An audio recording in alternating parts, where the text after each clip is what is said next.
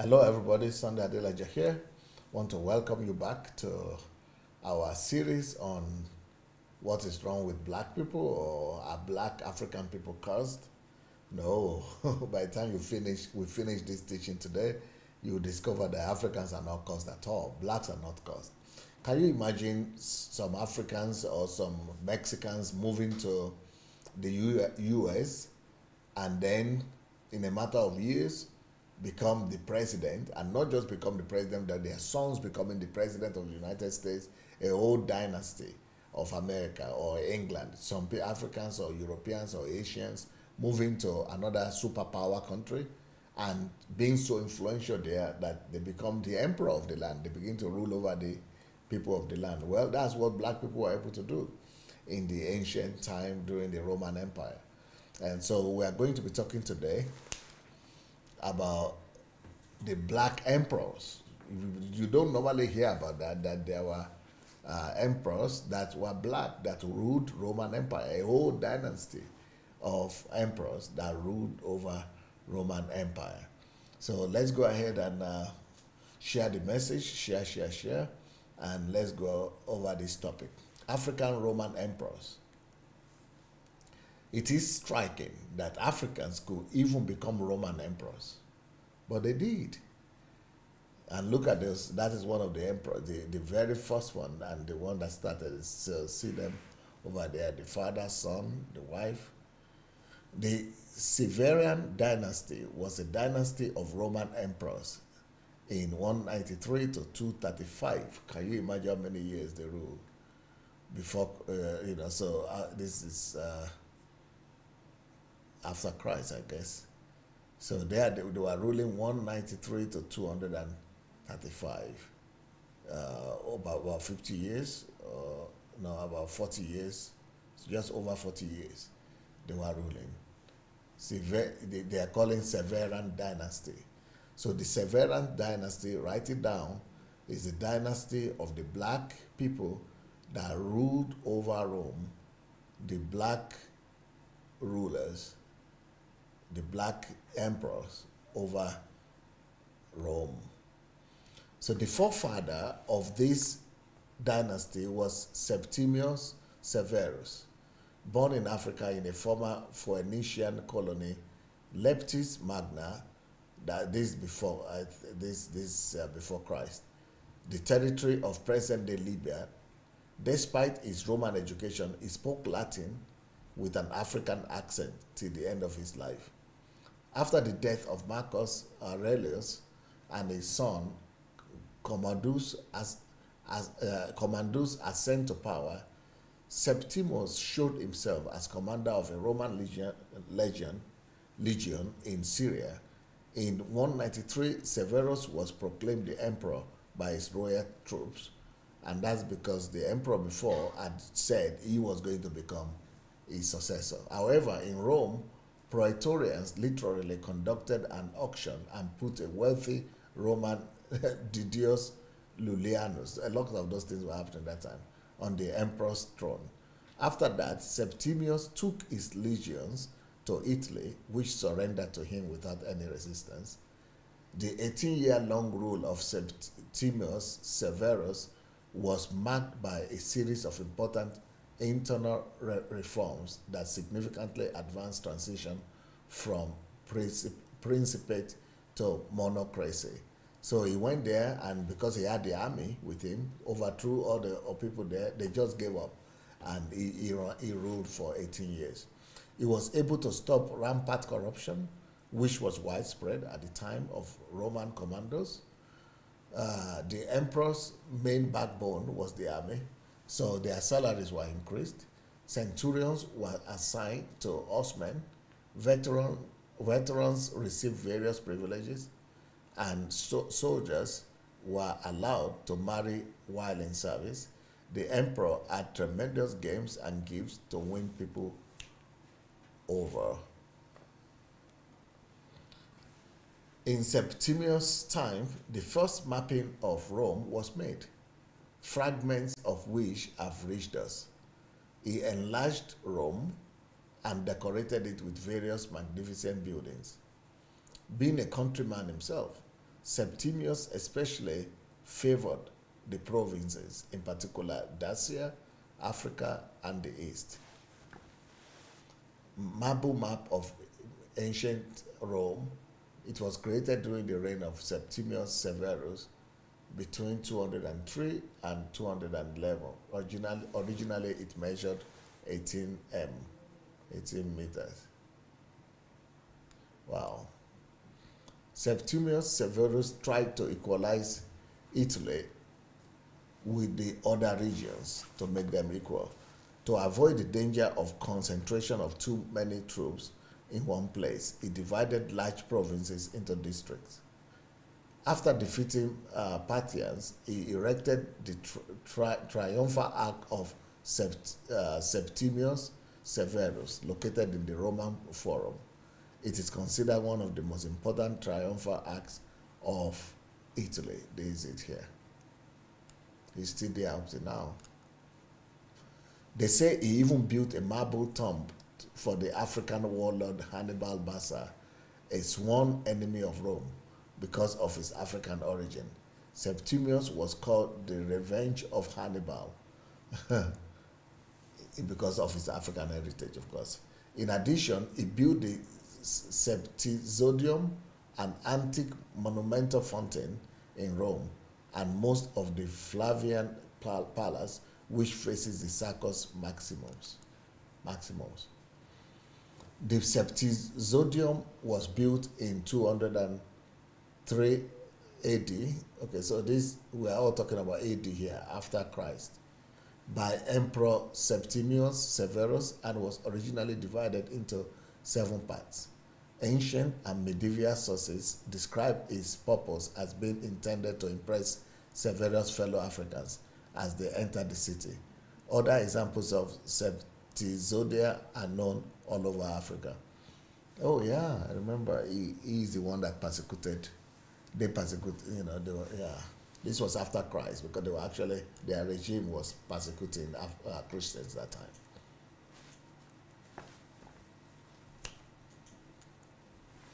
So this is what they built, and they were saying that they built it to remind his fellow Africans about when they come to Rome.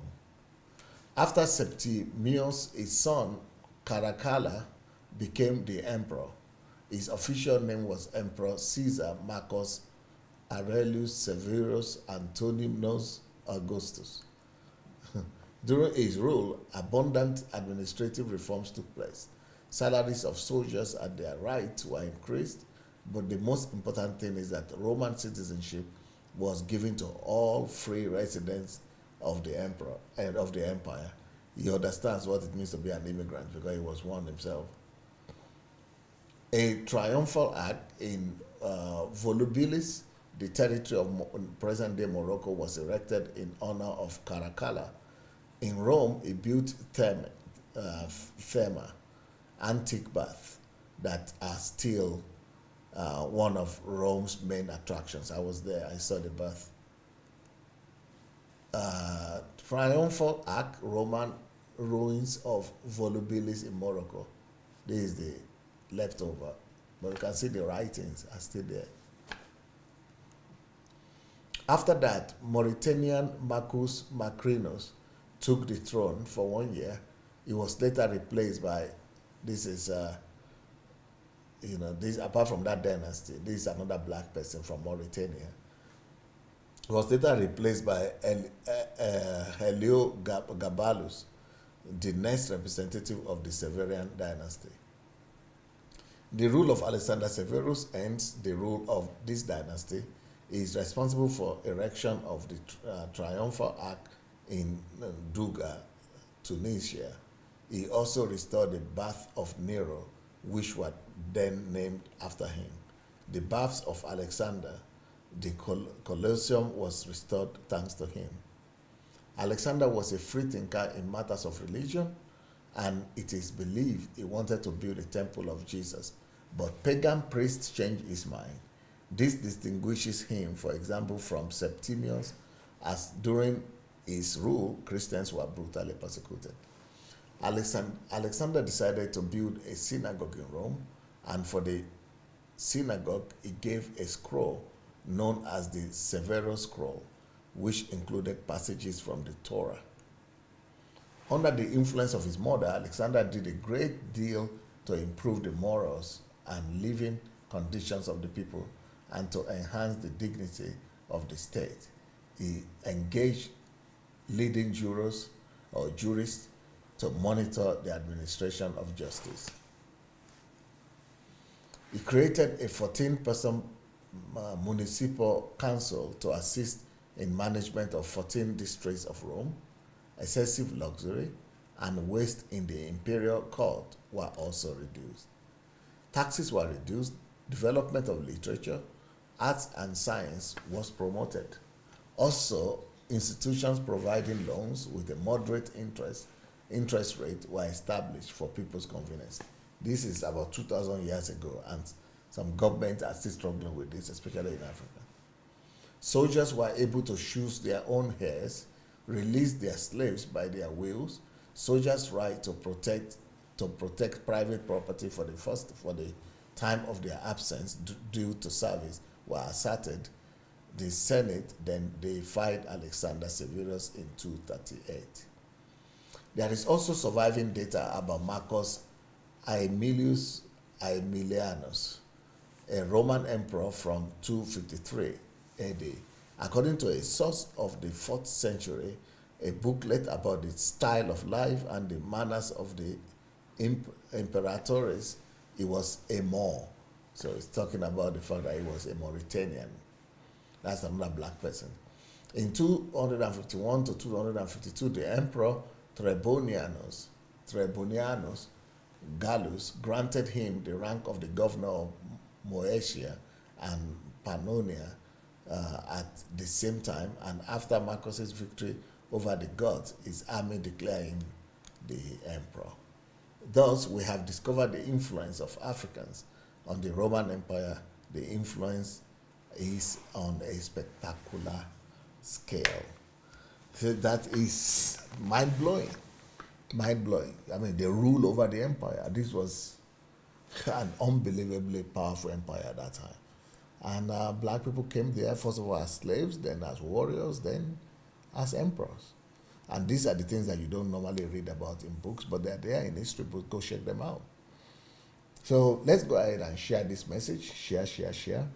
And if you have not yet joined my mentorship program, go ahead and do that by going to sundayadelajablog.com/mentorship. It's free of charge. If you want to come with us to Africa to build a better Africa, go to sundayadelajablog.com/Nigeria. The same sundayadelajablog.com/Nigeria. If you want to come for History Makers training with me, you go to sundayadelajablog.com/HMT. Same if you want to get the books, you can go to sundayadelajablog.com/books. So yeah, be free to go to the blog and explore the blog. But I would like to show you a video that will confirm some of the things that we have spoken about, and and tomorrow we'll continue the teachings about how Africans brought civilization to Europe. Thank you so much. Shalom, call all praises unto Yahweh, Ba'ashem, Yahushua. This is the officer, Rayabi Bangad from the Sakari Seattle set, and I want to touch on this topic dealing with Septimius Severus, all right? The first black Roman emperor, okay? He is very significant in history. Biblically, he fits in prophecy, not directly, but indirectly. He also fit in, I'm also going to go into his life, you know what I'm saying, or go into certain aspects of his rulership in a condensed form. I'm not going to go too deep into it, but he was very significant in prophecy, indirectly, as well as he's significant in history if you know history. But also too, before I continue on, I just want to say this. As you will learn in this lesson, this man was not, because there's a particular Israelite group out here that pushes that this guy, and not just that Israelite group, but you got a lot of guys regurgitating information and not actually looking up the sources for themselves. And they're sitting up here saying that this man was a Roman gladiator, one of the slaves from Judea. And that's far from the truth, okay? And I'm going to prove that in this lesson, you know what I'm saying? And I'm going to just say this, brothers need to step up on their scholarship. I'm not saying I'm on some super deep level. I'm just saying brothers need to research, okay? The scriptures say, study to show thyself approved, rightly dividing the word of truth. Well, that also goes into knowing history and being and having good scholarship, not pseudo scholarship, not Googling everything, all right? And finding a particular source on Google that may not be valid, or just going off of someone's what someone else said. Man, you have to use your own. You have to use actual scholarship and actual research. Okay. Now, with that said, let me go to Revelation chapter 13 and verse 3. Verse 1, the context is talking about the 7 heads, 10 horns, which you know as NATO and EU, and that's dealing with the Roman Empire today, right? The revised Roman Empire. I forget when NATO was established, I believe 1970s or something like that. But dealing with one of the heads. Let me read this. Revelation 13, verse 3. And I saw one of his heads as it were wounded to death, and his deadly wound was healed, and all the world wondered after the beast. Right. Now, how does this relate to Septimius Severus? Well, you break down the name Septimius Severus, it means Sever the Seven, all right? Severus the Seven, if you look it up, okay? And he said, what did he wound? He wounded the Roman Empire, okay? He wounded the Edomite rulership of the Roman Empire, which which Rome being one of the 7 heads. Okay, and his name being Sever the Seven, all right, Severus 7, or however you put it, if you go into the actual translation, all right, then that's what it's talking about. Okay, he was the main catalyst to taking over the Roman Empire and then starting his own line called the Severan Dynasty. Okay, and I'm gonna get another scripture dealing with that Revelation the 20th chapter, because what that signified basically was that in that deadly wound being healed through the national NATO and EU in America, okay? Because that is the revised Roman Empire now, but that deadly wound was healed, okay?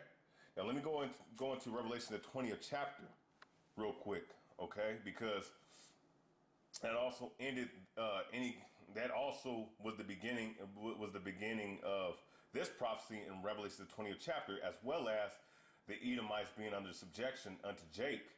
Okay, because after that it was him in power also, but also too you deal with the Roman Empire under black rulership, as well as the Middle Ages that was ruled by black people, as well as the Moors that were ruled by black people. Okay, but let me go ahead and get into this verse. Revelation chapter 20, verse 1. And I saw an angel come down from heaven, having the key to the bottomless pit, and a great chain in his in his hand. All right, the key of the bottom. Okay, and this is an angel, because all angels work through things in this realm through the spiritual realm. Okay. It had the chains of it had the key of the bottomless pit, okay, and the chain in his hand, okay, because that was representing the fact that representing slavery, okay, or representing being in bondage, all right. And when you deal with the bottomless pit, that's talking about Europe. Europe is the least of all the continents in resources. Historically, you don't have to go to the Bible. You can it's well known that Europe is a pretty much a black hole when it comes to actual crops, actual minerals and natural resources. That's why when you go into the Greek and Roman history, they always set their provinces in other places to get the minerals and resources from other regions and other places. Okay. Also, too, there's been a lot of deaths and wars in Europe since since time began, more so than any other region. That's why it's called the bottomless pit. Verse 2. Okay, but let me continue on. Verse 2. And he laid hold on the dragon, that old serpent, which is the devil and Satan, and bound him 1,000 years. Now that same devil and Satan is speaking of the Edomites, the so-called white people. Okay, this started when, excuse me, this started when Septimius Severus took over and became emperor of Rome.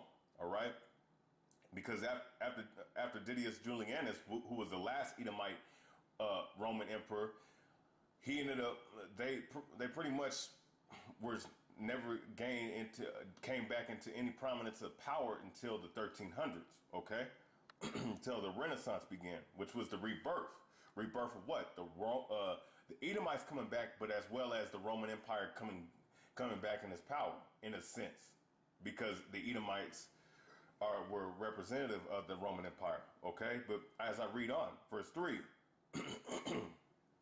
and cast him into the bottomless pit and shut him up and set a seal upon him that he should deceive the nations no more till the 1,000 years should be fulfilled, and after that he must be loose a little season. Okay, so yeah, dealing with Septimius Severus, he was significant in putting. He was pretty much the catalyst of that 1,000 years beginning for the Edomites going into bondage and captivity during their time of the Dark Ages. Okay, and a little bit before the Dark Ages. All right, but with that, let me go ahead and get something else real quick. And I'm gonna read some text, or I'm gonna read some information dealing with the man himself. All right. Now this is off of the website. Let's see. What is this website? Click on it. This is off of African Source. It's like africasource.com. Okay. And it said, it's like AfricanResource.com, Slovakia. The Africans who conquered Rome, Septimius Severus, the African Emperor of Rome. All right. Skip down. Look at this. Look at this right here. Look at the image of this man. Because now I'm gonna bring out a scripture real quick in the Apocrypha. All right. You see this image? See this image right here? Well, this same image is pretty much to show you that this man was black.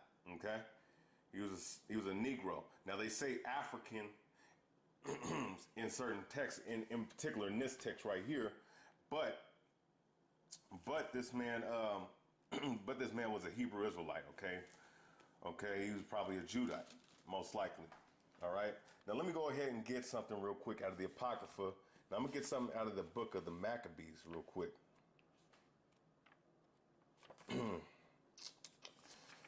All right, this is the book, Salagas.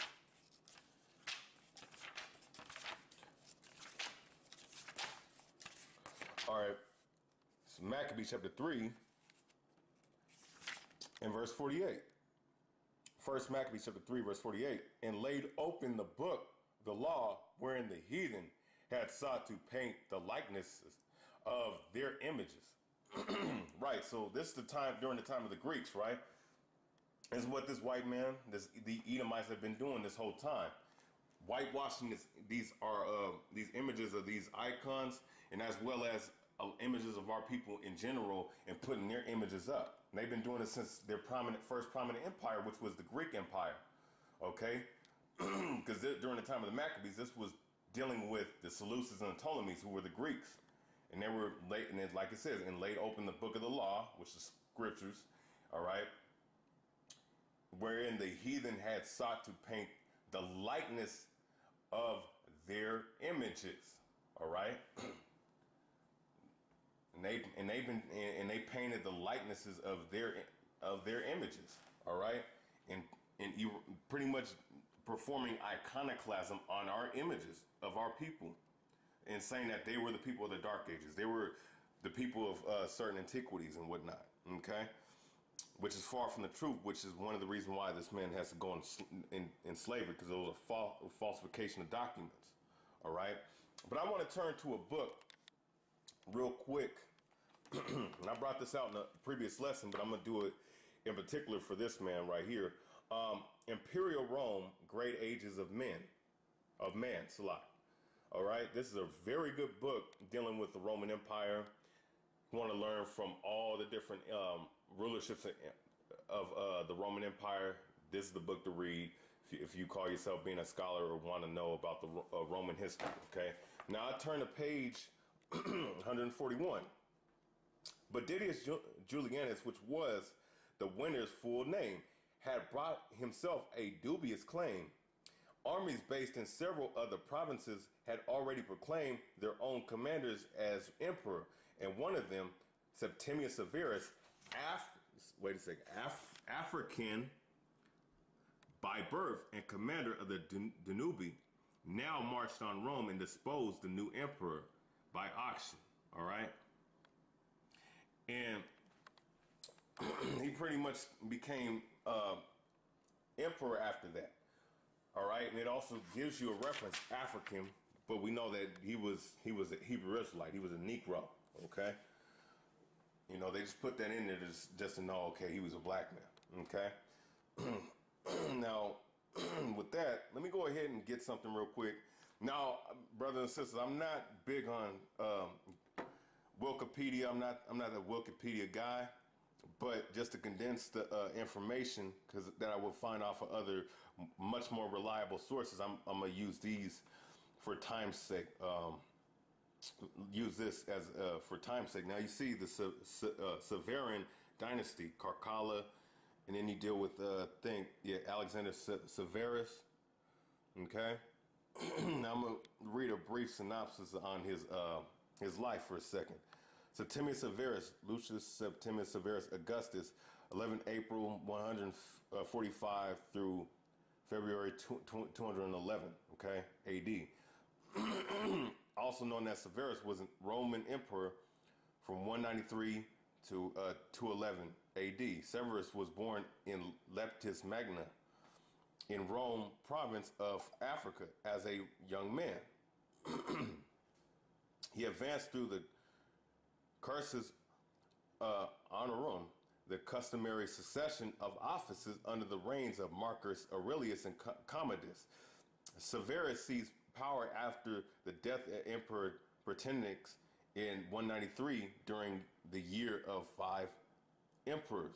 Okay, after disposing and killing the incumbent Emperor Didius Julianus, Severus fought his rival claimants, the generals Persinius Niger and Claudius Albinus. All right, and Persinius Niger was one of his main rivals. All right, so was Claudius Albinus. All right, and those were two of the emperors, and you can tell by the names. Persinius Niger was an Israelite, Albinus as well. Okay, these were those last names pretty much gave away, you know, what kind of individuals they were. Niger was defeated at 194 at Battle of Issus in Cilicia. All right. All right, and I want to. So, like, I want to go ahead and skip down, and I want to bring out this information right here. You know what I'm saying? Just proving that certain individuals, man, they keep regurgitating information and not doing they're not doing their own research, and they're just regurgitating information like he was a black Roman, one of the slaves from Judea that were Roman gladiators, and which is far from the truth, man. All right.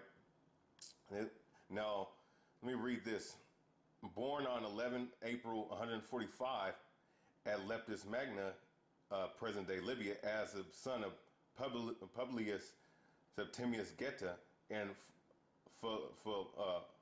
Fulvia Pia, Septimius Severus came from a wealthy and distinguished family of equestrian rank. Now let's look at equestrian. I'm not going to give away the definition. I'm going to let it speak for itself. Equestes, all right? Equestes, or eques in Latin, sometimes called knights in modern times because of the involvement of horses, constituted the lower of the two aristocratic classes of ancient Rome, ranking below the patricians, a hereditary caste that monopolized political power during the regal era, 753 to 509 BC. During the early republic, a member of the equestrian order was known as an equestus. All right, see, right there, this is giving you information that he came from a wealthy, stable, one of the lower ranking aristocratic families. Man, there were three different or I believe 3 or 4 different rankings, and he was part of one of the of society back in Rome, and he was a part of the aristocratic type of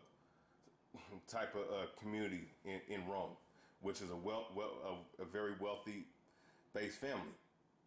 Okay, and also too, it gives you another reference of him in Libyan, Punic, and whatnot. And also, there's also references of him being Carthaginian, which means that he was an Israelite, because the majority of those Carthaginians were Israelites. All right. But that's the point, though. You know what I'm saying? I just wanted to give a brief synopsis on history of his life, also proving that he was not a black Roman gladiator like certain guys say. All right, he was a man that was used in prophecy by the Most High to bring the downfall of the white man back then, for that 1,000-year period spoken of in Revelation, the 20th chapter. He was a catalyst to the beginning of that during the time of Revelation, that's spoken of in Revelation, the 13th chapter, 3rd verse. All right. Okay, this is just information on him. Now, with that said, I hope brothers and sisters were edified, man. Shalom, much love to the priests, prophets, and elders throughout the 4 corners. Much love to the brothers and sisters in this truth. This is Officer Rayabi Bangah from the Sakari Seto Set. With that, shalom.